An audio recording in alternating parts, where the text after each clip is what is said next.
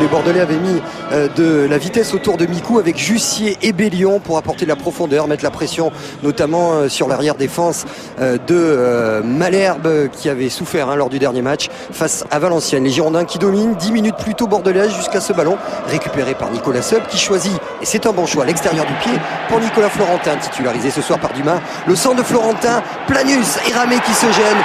Et le but marqué par Johan Gouffran, 10 minutes et 4e but de l'international espoir. Il avait déjà marqué 2 fois du pied gauche, 1 fois de la tête, c'est du pied droit. Cette fois-ci qui devance, qui profite vraiment de ce but cadeau. Les Canets l'ont reconnu à la fin du match. Ce but-là a déjà donné le ton en première mi-temps à la bonne prestation canaise dans ces 45 minutes initiales et bien sûr la belle ovation pour Gouffran. Et puis regardez derrière la réaction girondine avec Wendel, titulaire côté gauche, la frappe, le ballon qui flotte, Bellion, notre sérieux buteur qui se jette et le geste rageur de Nicolas Seub. Pourquoi? Parce que c'est vrai qu'il y a cette envolée un petit peu version Karate Kid, comme les mangas japonais de planter. Et pourquoi Bellion ne peut pas armer et marquer son 11e but en Ligue 1? C'est parce que Seub va le gêner. Jusqu'alors, eh bien, ce sont des Normands qui ont le ballon et qui laissent peu d'espace comme le souhaitait Dumas. Les occasions sont canaises avec Mazur qui a failli marquer là le premier but de cette saison. Et Grimace, pourquoi non? Pas parce qu'il a raté cette tête, il s'est jeté, c'était le geste du buteur, parce qu'il est touché aux ischios. Il va devoir sortir l'attaquant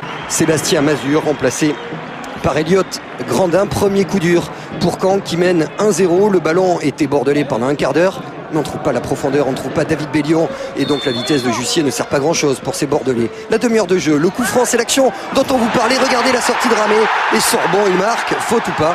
Absolument rien, ça fait 2-0 pour Malherbe. Le but marqué par son premier but en Ligue 1, il avait marqué face à Lille, mais le but avait été accordé à Taforo. Et regardez au ralenti, il n'y a absolument rien. Il y a ce ballon enroulé par De Rouen, il y a cette sortie de Ramé, il y avait eu l'erreur de Landreau, il y avait eu le raté de Frey. Mais voilà un 3e gardien international qui passe à travers de sa main gauche. Ramé, ça fait 2-0. Sorbon qui regarde, pas de hors-jeu.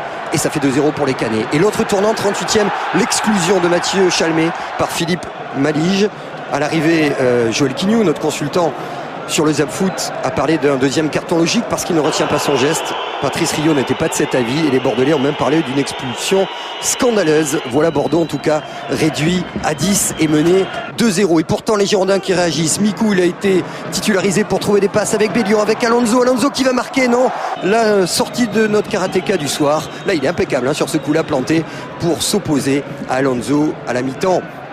Bien, Bordeaux a toujours ses 2 buts de retard, mais il y a encore une dernière action avec ce ballon parfaitement donné côté droit pour Gouffran qui va frapper, qui va chercher la lucarne de Ramé. On était tout près d'un début de la soirée. Ça c'est un geste parce que techniquement c'est très au-dessus de la moyenne. Il prend le temps de contrôler, d'armer l'extérieur du pied et de chercher la lucarne d'Ulrich Ramé qui va discuter bien sûr en palabre autour de l'expulsion de Mathieu Chalmé. Le tournant pour les Girondins en tout cas de cette première mi-temps, presque au-delà des 2 buts. Et Gouffran, me diriez-vous, eh bien il continue son festival, on joue depuis 10 minutes. Il est passé devant Marc Planus, pied droit, pied gauche, de la tête. Il sait tout faire, ce garçon-là, qui a été énorme, applaudi comme il se doit par Franck Dumas. Son équipe a marqué 3 buts déjà ici même face à l'équipe du Mans et va obtenir un penalty et l'exclusion derrière de Marc Planus.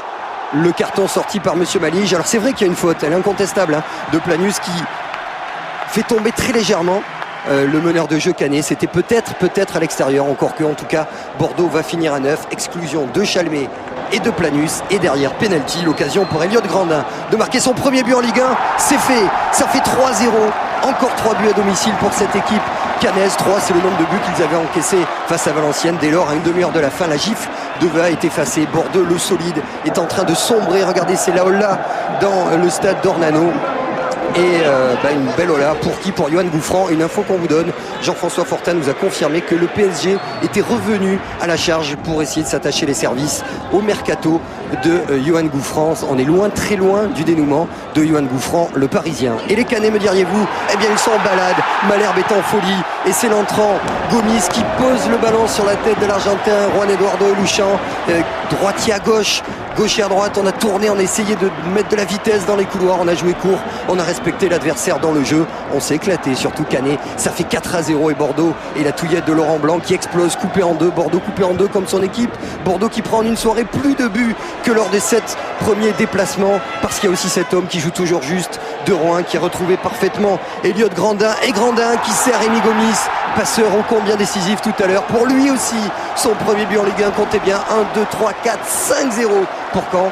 Ah ben ça vaut bien cette joie collective magnifique de cette jeune équipe caennaise dans le jeu court. Mais c'est vrai que ce match était peut-être mort après une demi-heure, après les 2 buts, après l'exclusion de Mathieu Chalmé. Bordeaux battu par une extraordinaire équipe caennaise.